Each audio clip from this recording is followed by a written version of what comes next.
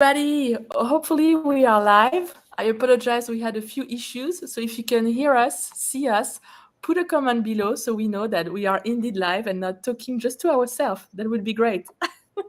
But today I'm so No. excited because Lisa and Tom are joining me. So there are people telling you that we are live. This is good. All right.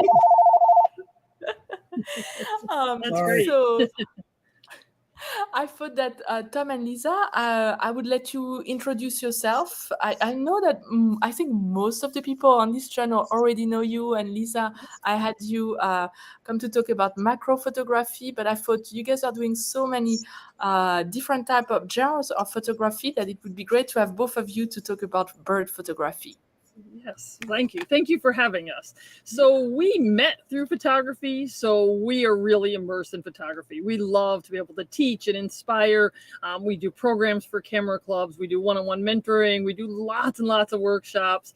We just did a one-on-one this weekend, and Tom and this person just were doing all kinds of bugs and cool macro. So we just love to be able to give tips and suggestions of how to improve. It's a great time to be a photographer. We have all these awesome tools at our disposal, both in our brains, in our cameras, and in post-processing if we need to be able to combine things or stack things or things like that as well. So thank you for having us. We have some pictures that we can kind of talk about a little bit and give people some tips and maybe some inspiration for things that they can do to improve their photography. That sounds great. I'm gonna show some of your images, and I think we're gonna start with the puffins, but also I want to let everybody know that they can post any questions they want, and we'll be happy to take all the questions while we show images and talk about all your absolutely stunning images. I'm gonna start with the first one. So let me put this on the screen. Here we go. And let's go with the first one, that beautiful puffin. Oh my God. So we love birds. We do many, many types of photography, but birds is definitely one of our biggest passions. Macro is probably next, and then night is next. But we love puffins. They're just such a fun, comical bird. I don't know how you could not look at one and smile. It's just a bird that is going to make you happy. We also happen to have a puffin trip coming up as well, and so we're going to be able to be up in Maine. We're going to do landscapes and seascapes and do some creative photography, and then go out on the boat and into the blinds and be able to get pictures like this. And what's really nice about this is you don't even need a big lens for this. The puffins are going to be so close that if you had a big lens, you might not even be able to focus. And I'm actually going to post the link to your puffin trip. I mean, that is just stunning. And tell me a little bit more, because this is a very special trip, the puffin trip, right? It might not even happen next year. Right. So Captain Andy, Bold Coast Photography, is the last place that has access to the island on Micaiah Seal Island. And unfortunately, he passed away. So nobody exactly knows what's going to happen. There used to be two boat captains that had access. And when the other boat captain passed away, they used it as a way to say, no, we're not going to let somebody fill that. So we don't know. It's very possible it'll run next year, or it's very possible that this will be the last year. So it's not like the ones that just go out on a boat over in kind of the southern part of Maine, where you just kind of see them from afar. This one, we usually land right on the island. We go right out into the blinds, and you'll see that there's some really cute, if you go to like the next couple pictures, there's other birds besides puffins as well. But if you take a look, we'll hopefully be able to get them with some fish. And the next one was one of Tom's favorite pictures. Well, hi everybody. If you see me looking down and looking up, I'm not used to looking at the camera, so bear with me. But this is my super puffin. So it's a barrel chest, and he looks like he's ready for a rumble, on the Puffin Island. That's true. And actually, we have one viewer who said, so it's in French. I'm going to translate. It's like, why did you paint the beak in red? It's true. Actually, we should have painted a S on his chest. Yes, on his chest, yes. I think I'll do some Photoshop. And we do have a lot of people. We have John actually from the UK who Hi, is John. joining us. Have you ever photographed actually in the UK? They also have puffin colonies there as well. Yeah, we would love to go over there as well. We have a big bucket list of places that we want to be able to go. There's a word called zugenru, and it's this idea that as the seasons change, animals like to be able to migrate, and they're like compelled to do so. And I think Tom and I have that as zugenru because we go wherever the birds, the flowers, like we're just compelled to go to those various places as the seasons change and the birds migrate and all this stuff starts happening. So we might end up over in the UK. Yes, I've seen some fantastic photos from OM system ambassadors over there and just photographers, OM system photographers. They are stunning. Tell us a little bit more about that's another bird that you consider. Yeah, so there's a variety of different birds that are there. Some people have actually been seeing gannets recently too. So I know two people who have landed on the island just recently, and they got some beautiful gannets as well. That's a little bit unusual for there, but there's all different types of birds that are kind of more common, like this one there, and then ones like gannets that we just might be able to see.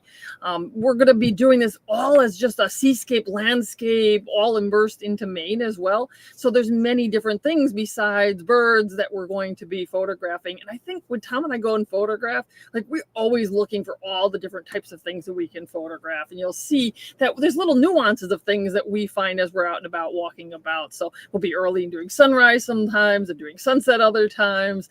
It's just going to be a lot of fun to see some of that quintessential Maine and all the different things that we can come. We love to be able to give lots of different tips. As you can see already, I tend to take the lead on the online presentations. Tom tends to take the lead when we're out in the field. He has such patience and he loves to be able to sit and really work one-on-one with people. We both do both of this, but we just tend to be able to be a little bit more heavy on the online for the presentations, and then Tom in the field. And actually, we have Marsha who is coming with you. So thank you for joining. Yes, that's great. Looking forward to seeing you, Marsha. Looking forward to seeing you. We're going to have a lot of fun out there. You're going to take, tons of pictures. You're probably going to go home tired, but it'll be a good tired, right?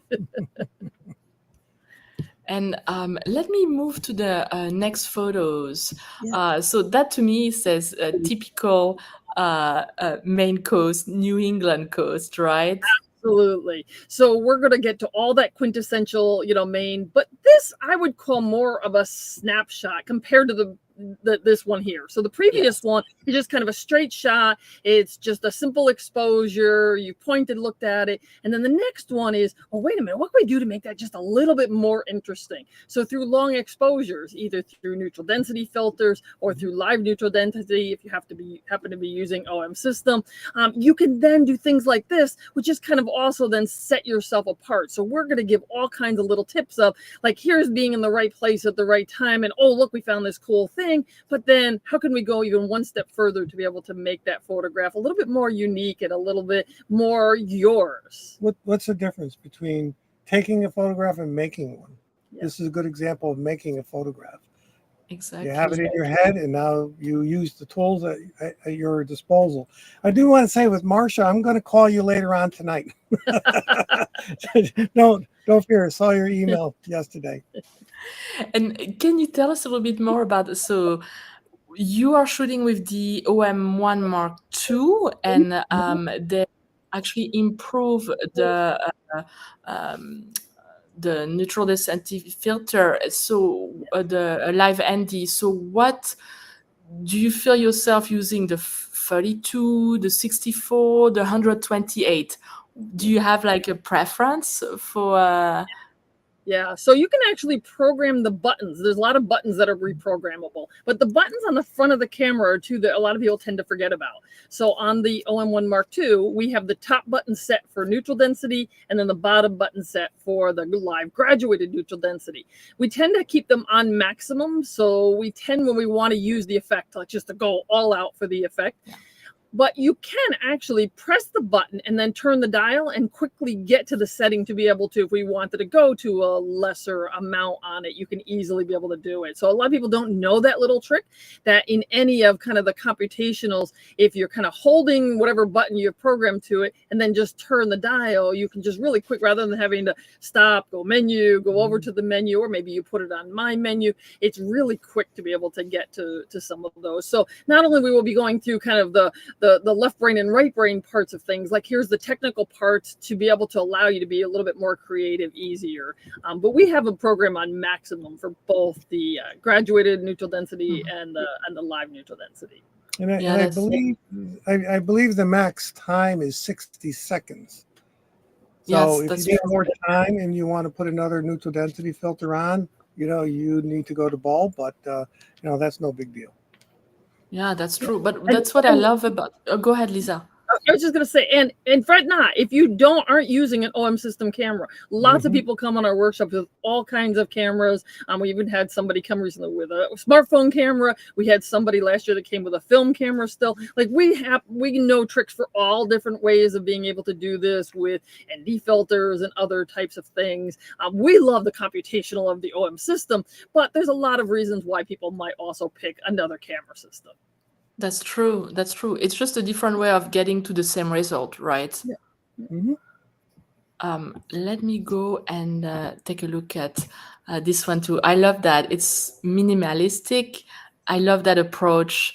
And that also screams, New England coast to me. Yes. Yeah, that's a little pier, a little dock, we found, and it was a foggy day, and I just worked it for a long time. This is not a high resolution shot, but I asked Lisa, was this high resolution? And unfortunately it wasn't, but I do have other ones. But I just love the composition, and I love the depth of field, and the mood is, to me, is extraordinary, and you fall in love with things like that. When you get a chance to slow down, you're not shooting a bird, but you're shooting landscape and water. It's really, really cool and a lot of fun. It could be a cover for a book, a science fiction book. Yeah. So when he talks about high resolution, it's really neat that OM have had for a while this sensor shifting, and other cameras are now starting to come out with this sensor shifting so that you can get a really high resolution image. So for our sensor, it's 20 megapixels, but for this picture, it's 80 megapixels. So you just get so much more detail, but it also, because of the technology, it'll actually give you like less chromatic aberration and just sharper images as well. So it's just, as I said, it's a great time to be a photographer. So Marsha is saying that, she just got the OM1 Mark II. Congrats, you're going to love it. But she has not set it up. That's great. She's coming to your workshop. She will have a lot of good feedback. But so high-res mode is set up on the recording button. Do you keep that? Or did you move it to some other places? I keep it on the recording button. And for me, it's easy. My index finger is there, and I just pop it in. If I want to go handheld, I'll hold the record button down, and I'll turn the back dial to the handheld high res, or the tripod if I'm on the tripod. Tripod high res max ISO 1600, and the max ISO for handheld is about 6400. I honestly, I use it a lot. I use it for birds, believe it or not. And it's always a challenge. I like challenges. And, with digital, don't be afraid, be brave, and take those pictures. And if it doesn't work, you try it again. But it teaches you how to look and watch for subtle movements, before you snap the shutter. And there's a little bit of a trick, but mostly I take it with still subjects, And Lisa, do you have the same setup as Tom, or are your cameras set up differently? Our cameras are set up different, but I do still have the high res as the record button. So I did keep that, but we do have differences. We have a lot of things that we do similar on it, but we do have some differences because of styles that we do as well. And then for Marcia, she's lucky enough to be coming with us to Maine, so we're going to be able to give her, tips in person. But we do camera setups via Zoom all the time with people. On our website, lisatom.photos, there's actually a workshop on there that is basically a make your own workshop where we can help people learn a particular topic. Or I have literally done hundreds of people as they get a new camera to shorten that learning curve. Because remember that cameras are computers nowadays. So in order for me to get you up to speed to take a picture, 10 minutes. I just have to show you the OK button, and then we just need the exposure triangle. How do you change shutter speed, ISO, and aperture? But once you start getting into all these computational technologies and high res and changing buttons and live neutral density and all these other features, it is like a computer. So the learning curve can be steeper. And people who have done these sessions with me have said I've greatly shortened their learning curve. And so that's another option if you're coming with us on a live workshop right now and have a new camera. It's definitely something that we can help you with. That's true. And I put the link actually to all the classes, the tour, the workshops that you are offering. So if people are interested, you can go, and I'll also put them when the live is done in the description. And actually, I see that Thomas, hi, is joining us. I love Thomas.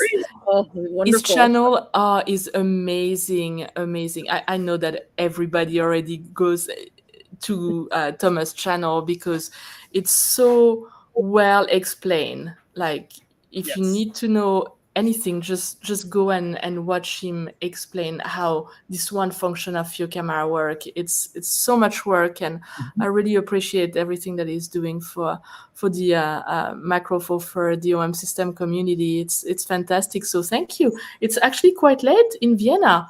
It's 11:20. So thank you for joining us so late.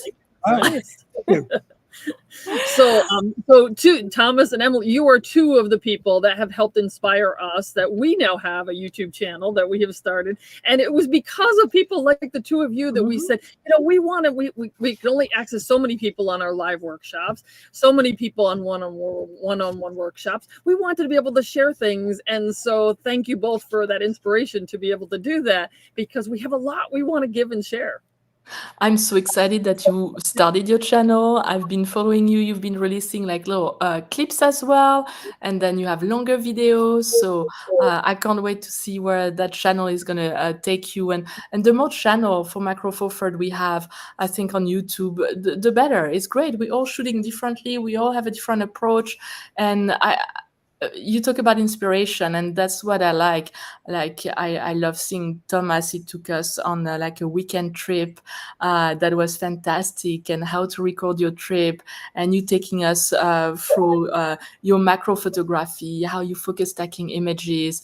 And I always find so much inspiration with all your photo, Lisa and Tom, because it's always, well, you think that there's nothing to shoot, but just look down, and then you're gonna find like exactly like this little figure, this little woman, it's right there.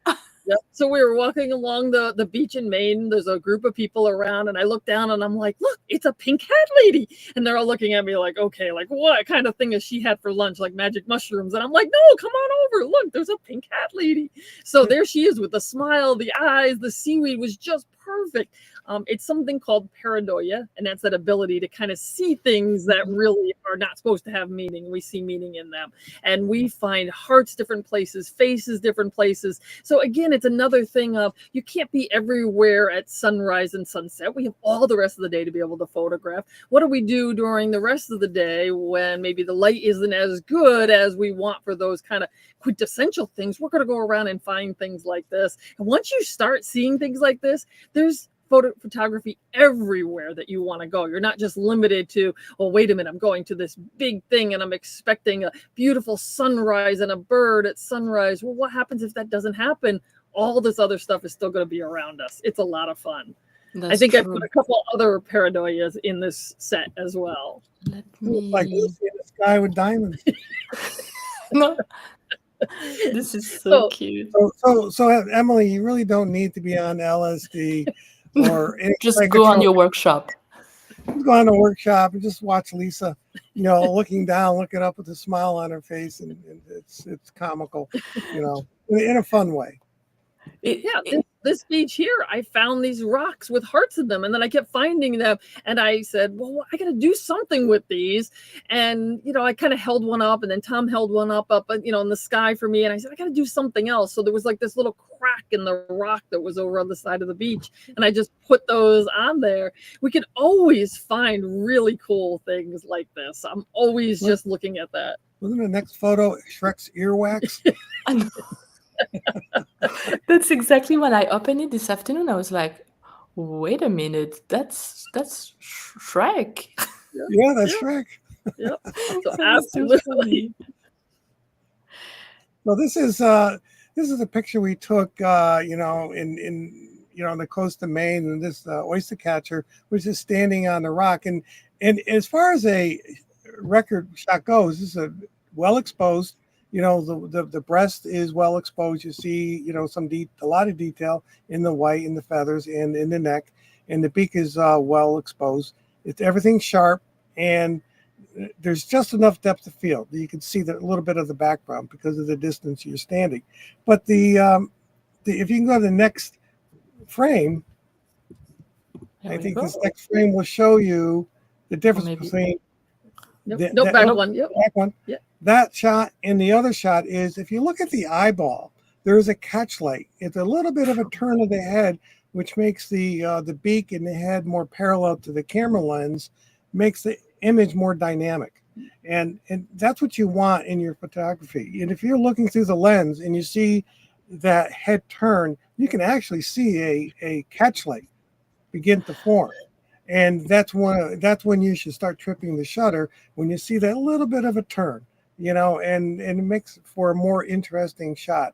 And you don't want images to be at an oblique angle or away from you or too close, because it does affect your depth of field insofar as getting the eye and the tip of the beak sharp.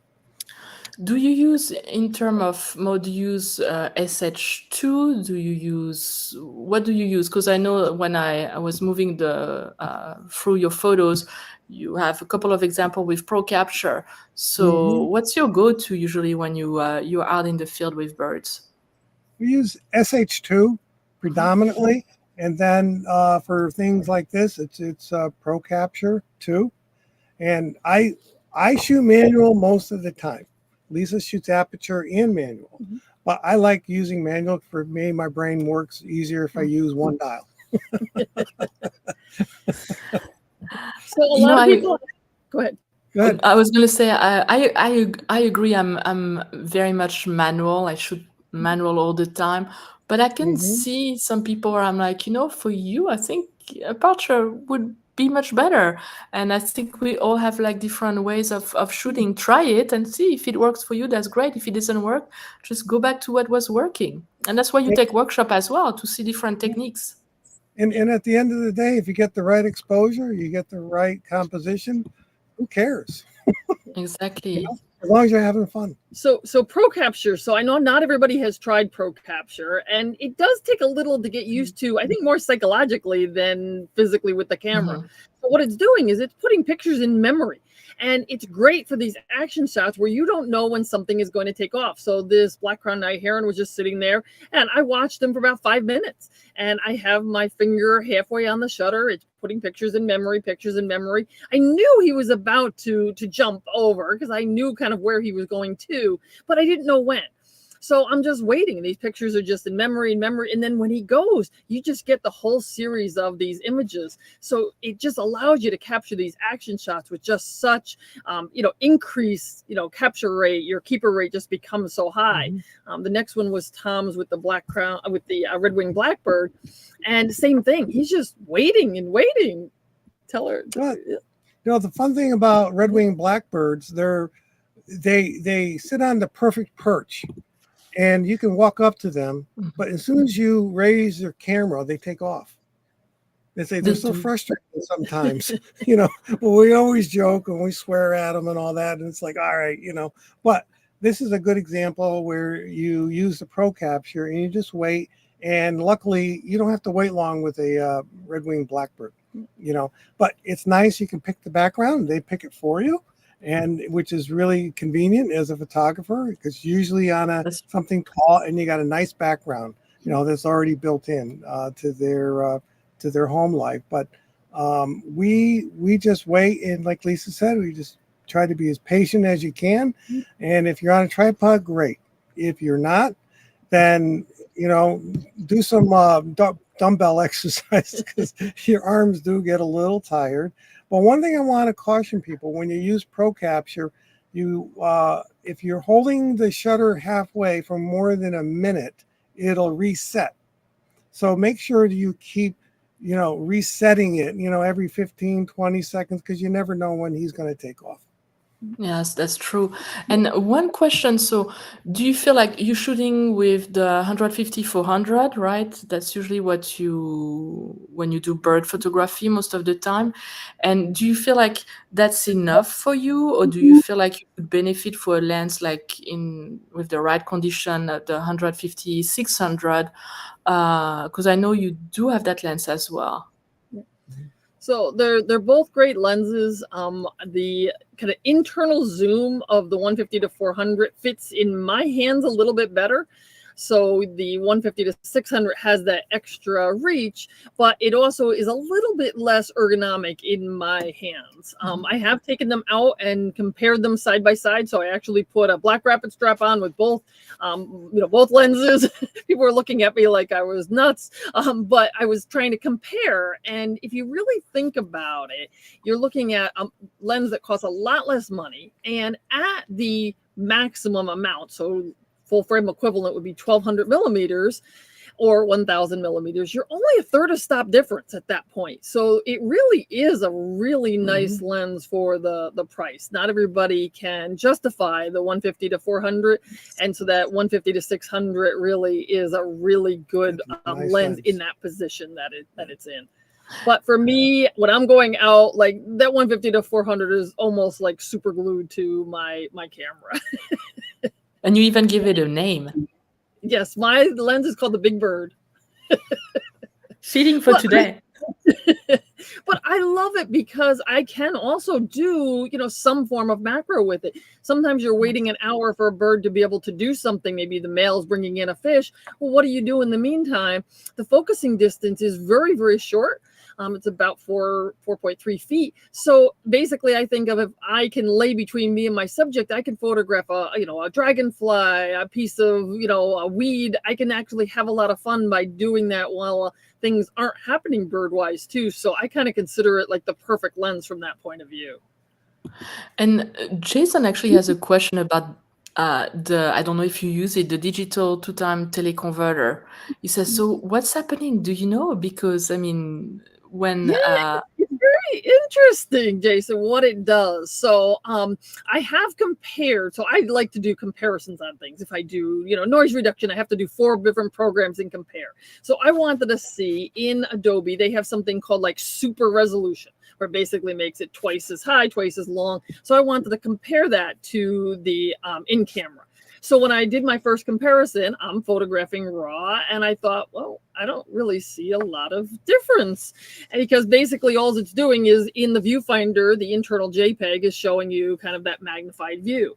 And then I realized that when I do it as raw plus JPEG, it's actually interpolating that JPEG, and it's bringing that back up to 20 megapixels.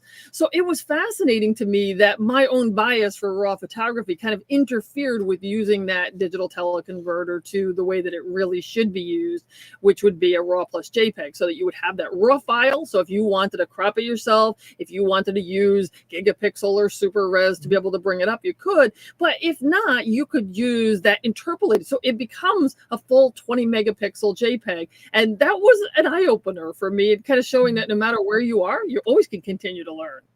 Yes, no, that's true. I think Peter, who used to be a One System ambassador, yes, and he did a fantastic video also on using the 2-time digital teleconverter. I don't know if Thomas has one. Thomas, if you have one, put it in the link as well, because it's a topic that keeps coming up, and a lot of people are actually quite interested in, should I even try it or not? So I know that that's something that I haven't explored much. So probably I should do a little bit more of it as well. I think in terms of trying, go ahead, have fun, have at it, because the reality is it's digital, it's not film. Yeah. And most of us grew up during the age of film, and you had to monitor how much film you could use for experimentation, and that was one of the good things. But now we can just play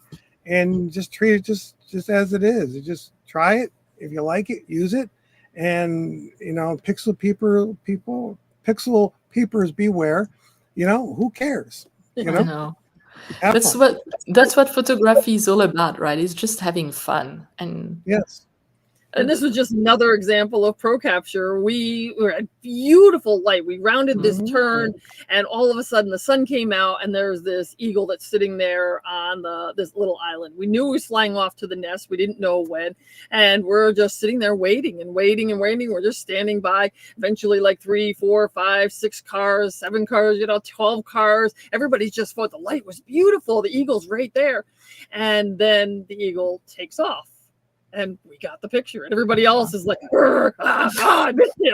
because you can't stand there, predict when he's going to fly off. And the only people that got it were the people that had pro capture in this case.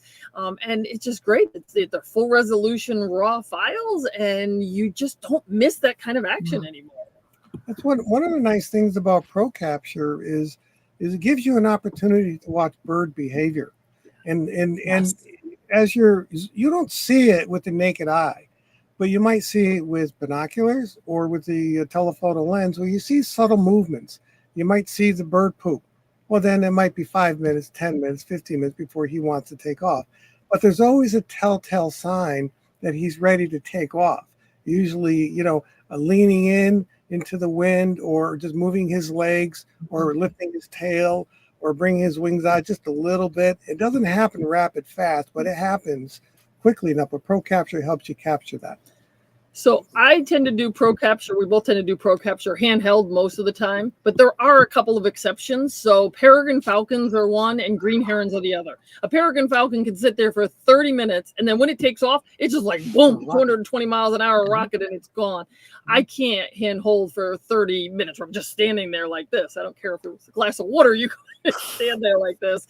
So I will use a monopod in those instances. So if I know I'm going for a peregrine falcon and they're flying, I'm hand holding, but I actually carry my monopod kind of like a quiver on my back with a strap, and then I can use it for when they're going to sit here. And this particular branch is one that he sits on quite a bit, but you don't know, is he going to sit there for 3 minutes or 30 minutes? And you just don't know. And then when he takes off, boom, you just don't miss it. And then green herons are the other bird, because they can sit there just motionless for 15, 20 minutes as well. And then they know where that fish or that poor little frog is, and then they're going to go after it. So in those instances, I will use a monopod for the pro capture. Yes, that's true. A monopod is a good option. And do you know, Marsha was actually asking, can you use the MC20 with the digital teleconverter? You actually can. Yeah. And you will try it at the workshop. Let's go over. You have a couple more iconic New England. So New England is just, it's amazing for all these types of images. Definitely you want to be able to be there early in the morning for sunrise, but lobster traps, those types of little details, big details. So the previous one, just being able to isolate the lobster trap is really neat. It will also show a little trick for being able to do some black and white photography in the middle of the day as well. And then finding places like the next one where we can find this wonderful overall scene, and then the reflections that are going on here. So kind of thinking about when we want to be at low tide and when we want to be at high tide. And then in the next one, like when you want to be in really, really tight on details as well. So it's really neat to be able to then, start to really isolate very particular things in addition to those big scenes. So we kind of think about that quintessential being both detail oriented and wide angle oriented. From a creative point of view, Emily, this is a good example and good opportunity to use high resolution handheld. Yes. That's true. Or if you have a tripod, you're more comfortable, use it. you can get a lot more detail, in your subjects.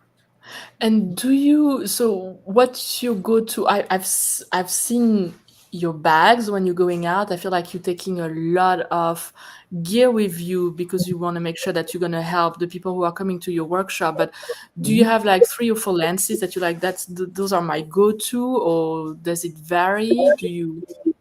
It does vary. The for birds, the 150 to 400 is both of our go-to.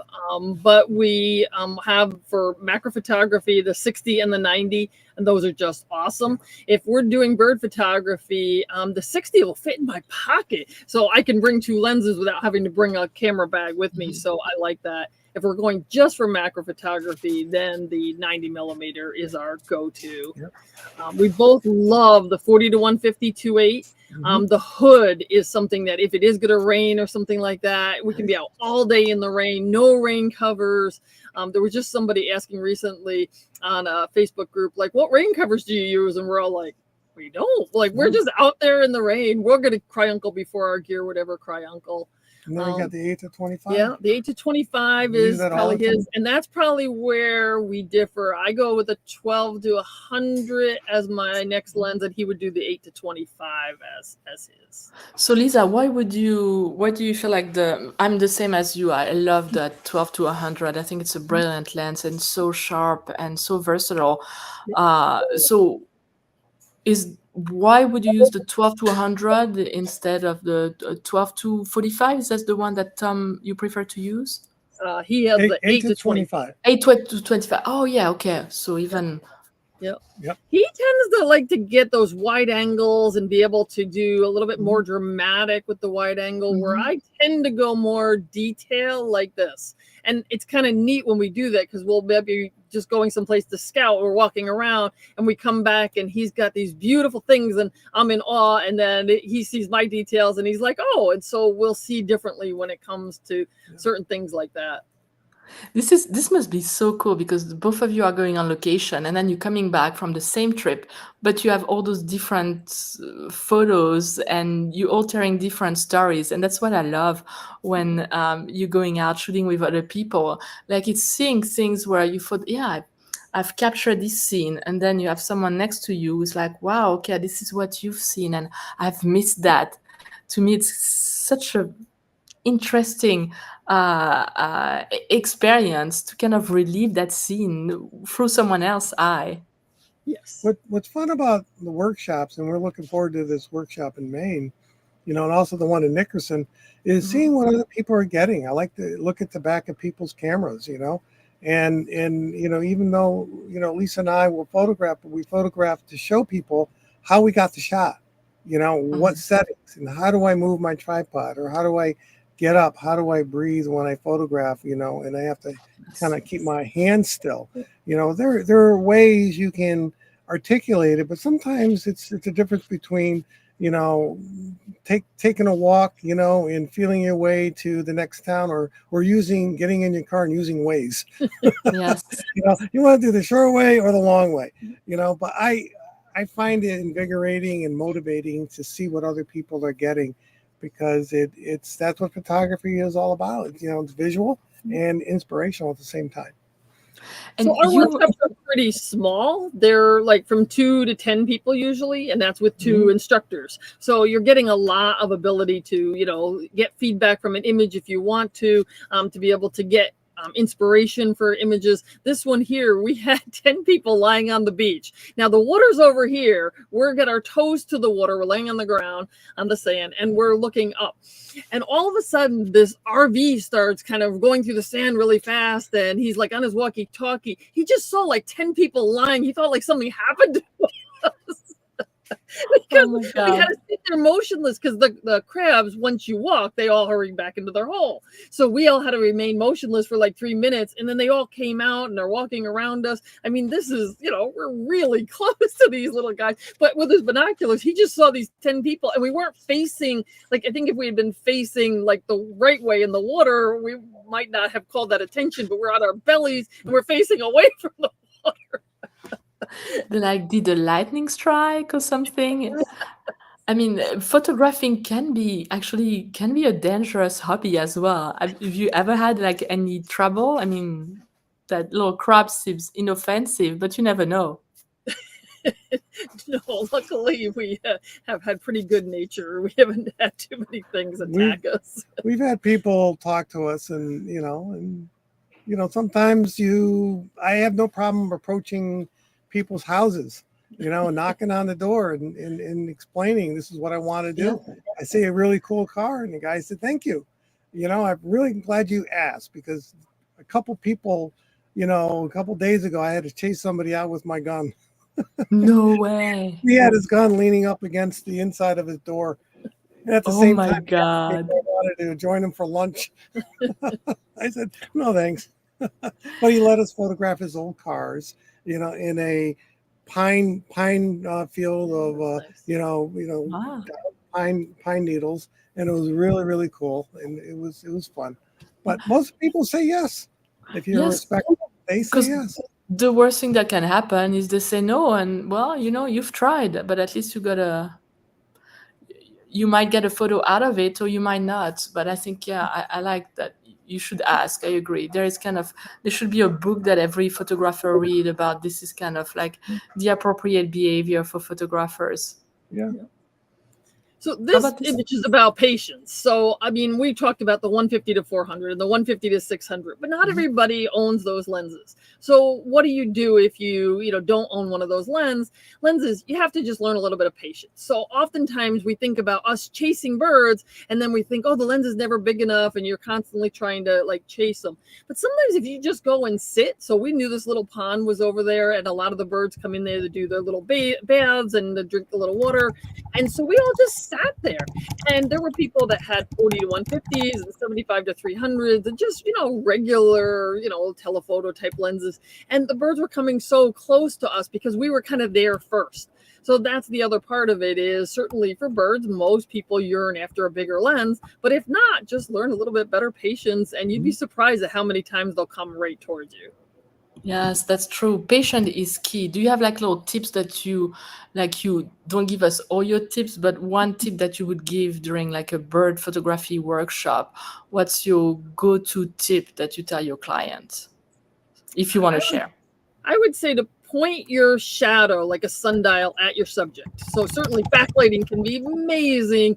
Side lighting can be really neat. But if you think about the most favorable light for a bird is actually going to be thinking of where your shadow is, and then just use it as a sundial. Think, where's your shadow pointing? So don't try to be working against the sun. And again, there can be beautiful backlighting. Like all rules and suggestions and tips, there's great exceptions to it. But I would say for a lot of our images, our shadow is facing right toward the subject, and it's just getting us great light. And we'll see people that are kind of shooting opposite, and we're like, I don't think they're getting good backlit stuff. I think they're just getting, poor exposures on things. So that one thing will get you better bird pictures almost all the time.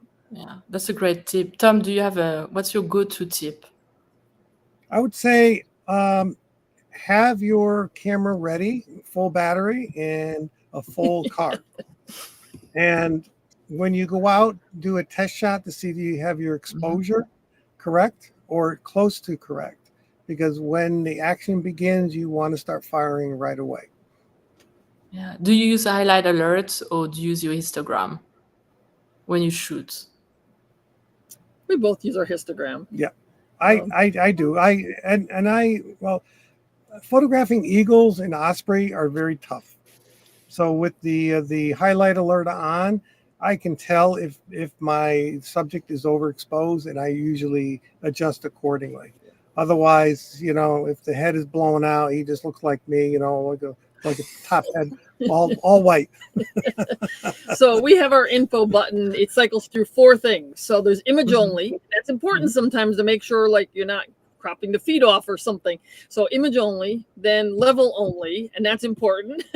Then level with histogram, and then level with histogram and highlights alert. So we can really quickly, whether we're holding it up to our eye or we happen to be using a tripod. Mhm. We can just cycle through all 4 of those depending on the condition. So as they mentioned, an eagle, it's really easy for the whites to be blown out. So Yes. in that case, we would just cycle through to the info. But in this case here, once I know I got the exposure, we're lying low. I want to make sure I'm not, too low where I could be, missing their feet or something. Now, this one I thought was so cute. She's got 3 Yes. babies. They're running around. She wants them underneath her. You can see there's 2 of them that are underneath her. Well, this little guy, he kept trying to get out. So she has her beak. I don't know if you can see, but it's actually on top of his head. No, stay here.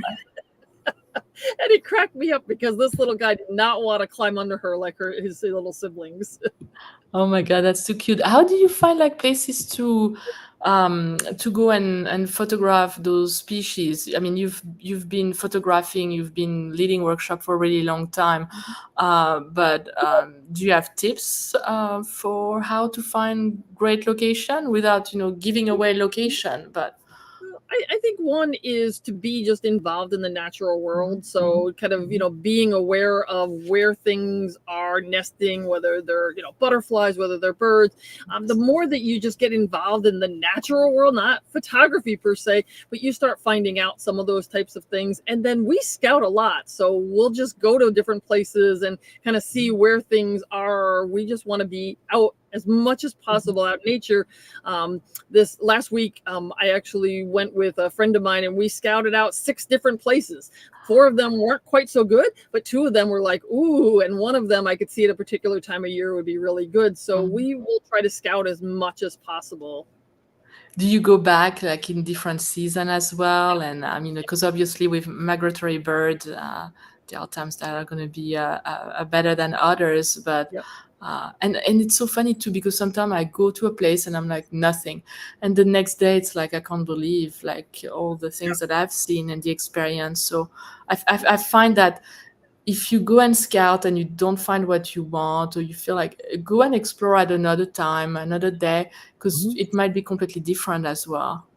And I'm a night owl. I'm not a morning person like Tom. Mhm. And that's the other part is you have to get up early for birds a lot. And it's funny, Yes. one place we go to, we have seen so many different species of birds. And there was somebody on social media and they said, I think you're making up all those birds. We drove through and there was not a bird owl, but they drove through like at noon. Yes. So, it does you have to kind of be out in the right conditions. So sometimes if it's raining or sometimes at sunrise, we have to be out there at those times as well. So Yes. No, it's true. You can't expect to go and have like the picture that you've always wanted by just going out once. Like it takes times, it takes skills, and it's going back to the same places over and over again, and knowing your subject and being involved as well with local organization as well, protection. Local wildlife refuge as well. Those are great places to also learn about the individuals that you're going to be taking the photos of. the duck stamp just is available now. So every year there's a new Mhm. duck stamp. And that duck stamp is not an expensive thing, but it will actually get you access to the National Wildlife Refuges. So I just got an email that the new duck stamp is out, and it's definitely a way of being able to also give back so that there are these types of places for us to be able to go as well. Yes, and even like so, I'm involved with different associations. So I do talk for them or free workshop, and I think as a photographer, that's something that we should all look into because we have a lot of photos that can do good things. Maybe they are like just resting on your computer. Well, put them to good use. Go and talk to your local association. Maybe they'll be very happy to have them and do something with them. Yeah, we just had the Adirondack Loon Association contact us, and they're using one of the pictures that we took of one of the loons up there. And they have where people can kind of become a member and they get a little packet depending on. So one of the pictures they might get might be our picture. And we were very happy when they That's contacted amazing. us to be a part of it. And we definitely said, yes, absolutely. Please use our picture for this. Oh, that's amazing. I love this picture. Who took it? Tom or Lisa? This one's mine. But there are times where we can't tell. So like you said, sometimes we go completely different. He might have wide angle and not, but there are other times that we come back with very similar pictures, and sometimes we can't tell whose pictures they are. We're also addicted to focus stacking. Both of us are so crazy into focus stacking. And I know some people aren't yet familiar with what this is. So again, pick up a camera and just start using it, you can get up to speed really quickly. But subtleties like computational technology, I think of it as kind of being able to have a lens baby picture with the background. The subject is like F32, and I am so addicted to focus stacking that it's hard for me sometimes to take a straight picture because the backgrounds at like F22 and stuff are just too distracting for me. But I don't like the fact that not everything is sharp at like a 2.8 or an F5. So I love that. We do mainly in-camera focus stacking because we can see that it's done, it's productive, and we generally don't need more than 15 stacks. But if we're really super magnified, certainly we might be doing some focus bracketing and then doing it later in software. But we just love that immediate gratification, and it's just you know that you got it, you know that it's perfect, and oftentimes that's enough. We don't have to do the bracketing part of it. No, that's true. And Tom, you said you actually also use focus stacking with birds. Did I hear that right at the beginning? High res. No, high res. High res. You did high res. Okay. Because I was gonna say, wow, that's a challenge. Actually, you did. He had two owls, eastern screech owls, and there were siblings. One was a gray morph and one was a red morph. And you could not really get a picture of both of them with one picture. And I got home, and all my pictures, I either have the gray one sharp or the red morph sharp. I looked over at his. He says, "Well, I focus stacked it." I'm like, so he could. I usually focus stack take the picture first, and then I start playing around. Oh, let me try this. They're still, so why not? Yeah, because we've got all those tools at our disposition, and they all say, well, this is for macro photography. And it's like, well, actually, you can do a lot of different genres of photography using focus stacking. So it's always fun to kind of say, this is the end result I want. Those are all the tools that I have in my camera, and how can I use them to the best of their abilities and in ways that maybe people have not think about. So I want to see that photo of the screech owl, but I love it. Was that a big argument when you went home and you like, I can't believe you didn't tell me to do this? We've had a couple of those. Although I think the best was he accidentally downloaded one of my cards. Oh, this is when we were dating. I didn't know her well enough. And he didn't know that it was my card. And he's going, wow, look at this. Oh, come over here. Oh. And he was like, it was the best dreams I've ever had of any of my pictures because he thought they were his. Oh, that is too funny. What about the lily? Not the lilies, but the up in Litchfield. You know? Oh yes, and we did have. So we had a time where we went to a daffodil farm, and he went one way, I went another way. We said we'll meet back at like noon for lunch type of thing. It was a beautiful foggy day, overcast, and we didn't see each other for like 4 hours. We came home, we downloaded all our pictures, and then we both said, "Oh, you have to see this!" And we both took the same exact daffodil. Oh, no way. Because it was so unique, and we're drawn to things that are different and unique. We like to say we like our friends a little wonky. Well, we like our subjects a little wonky too. And so by the fact that we're drawn to things that are wonky, we're always looking for the flower that's different or the composition that's different. Now, if you had paid somebody and said, okay, you two go and you're going to both photograph the same flower with millions of daffodils, it really would be improbable, but because it was such a wonky flower, we both ended up photographing it. That could be. There was a game like that. People were on a wheel. They couldn't see each other. They had to match with their questions. We should have that for photographers. Yeah. Does your photography match, and are you compatible? I love that. Well, I know you gave me quite a lot of photo, but I feel like a lot of the others photo were macro photography. So maybe I should have you back on my channel to talk about macro photography. Are you thinking of doing like some macro workshop as well? Do you have anything planned? Yeah, we do some like smaller macro Mhm. workshops. We just did one this weekend where we limited it to two people. And so it's an ability sometimes to either go where there's flowers or go where there's going to be insects. And so we do these kind of like maybe 3 hour type workshops where we can just in either beginning of the day or end of the day typically be able to get you out and get people exposed to how do you get in and close to things, how do you focus on things, if your camera does focus bracketing or focus stacking, how to be able to do those. So we do a lot of those. We have one coming up in, is it Stamford, Connecticut? Yeah. So we do a lot of those little ones as well, because we know not everybody can take those bigger trips, Mhm. but yet they still want to, keep increasing and improving their photography as well.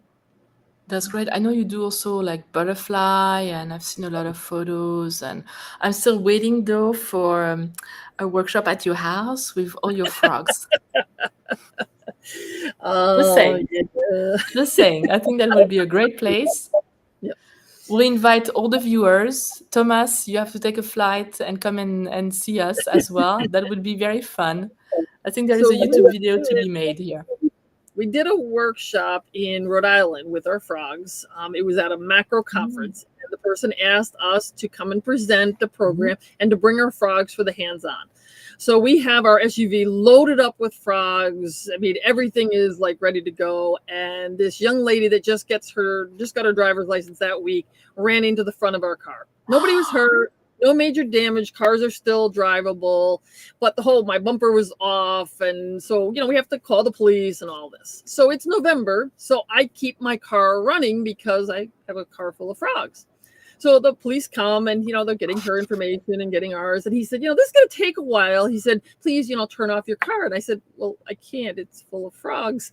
And the look on his face he really didn't understand what I said at all. I don't think Well, anybody would. I mean, and it's probably went all over the police office, where they're like, you're not gonna believe this one. There were those yeah. two people with frogs in their car. Did he actually ask you to go and check the frogs, or? No, No, well, he took us at our he word. took us at our word and we kept the car on. And, half an hour later, we were finally on our way to the conference and all was well. But Oh my God. it was different. And then, in addition to birds and macro, we do a lot of night photography workshops as well. We love to light paint. We love the stars. So we do those types of things as well to try to be able to find places where we can go. And like Tom said, he'll go and knock on somebody's door sometimes and ask if we can photograph. And then he'll sometimes ask, can we come back at night? One person, they said, yeah, you can come back anytime. And we looked at our watches and we're like, oh, it's like 11 o'clock. Like, I don't know, any time might not mean like, midnight type of thing. So we didn't go. And then they texted us the next morning. They're like, did you come? We didn't really hear anybody. They had their dogs. So the dogs didn't bark. And we said, no, like it was going to be like, 11, 12 o'clock. And they're like, no, we said anytime. So the next night Wow. we showed up like at midnight. Yeah. Oh, that is amazing. You're very lucky to have meet those type of people who invite you on their property at any Yeah. time of the day and night. That's Yeah. fantastic. But that's how you get, that's how you get the shots. It's Yeah. not by Yep. staying home. Yeah. Yeah. Excellent. Well, Well, it's already 6:01, and I'm so thankful that you accepted to come on the channel and do a little special on bird photography. But as we develop into macro photography as well, and all the little tools that you can have for with your camera, with the OM system camera. And I want to thank everybody for joining us. I'm going to make sure that I post in the description all the links for Lisa and Tom if you want to follow them on Instagram. I have also the links in the chat as well. So follow them, go and take a workshop with them. You will learn so much. I always learn something when I'm with you guys and feel inspired. So come back to you, New Hampshire. You should come every month. Yes. Lunch is on And us. yes. I know. No, this time I will pay for the lunch. Yeah, you're very fast. Tom, I have to tell, you are very, very fast. I did not see that when you pick up the check. So Now I'm aware. I need to have pro capture, you know. We learned that from my uncle Tony, who would go and do that, and so he picked it up from him. So I know, but now I know that secret. And we're going to see a lot of people. I see Diane is coming to the workshop we have in Maine. So I'm so excited about that workshop as well. It's going to be fantastic. A bunch of WAM system ambassadors together, and all of you guys. Oh my God, I can't wait. When is September? Come right now. Yes. And really, I mean, that might be something we should, talk about at a future thing is, so we have formed the OM system retreats where we will be doing macro, nature, birds and bugs, light painting, night photography. We're going to be running different types of retreats, definitely going back to Maine again, but also going to other places and doing other retreats as well. So that might be something to talk about at a future time as well. That's true. We should announce it, and we'll see if Macro Forward rumor will pick it up again. There you go. Breaking news. Breaking news. What is it? It's not a new camera. It's just us photographing, because that's what we do. We are photographer. We are in the field and enjoying the company of other photographers. You got that right. Well, thank you so much for having us on here, Emily. Yeah, well, thank you so much for accepting to join me, and I hope that I'll see you two very, very soon, and I'll see probably some of you in the chat as well soon in the field. Thank you so much again for joining us. And if you have more questions, just put them in the comments. Lisa, Tom, and I will be looking at all the comments and answering questions. If you have any question that you want to ask us, so don't hesitate to do that. And we'll see you all very soon.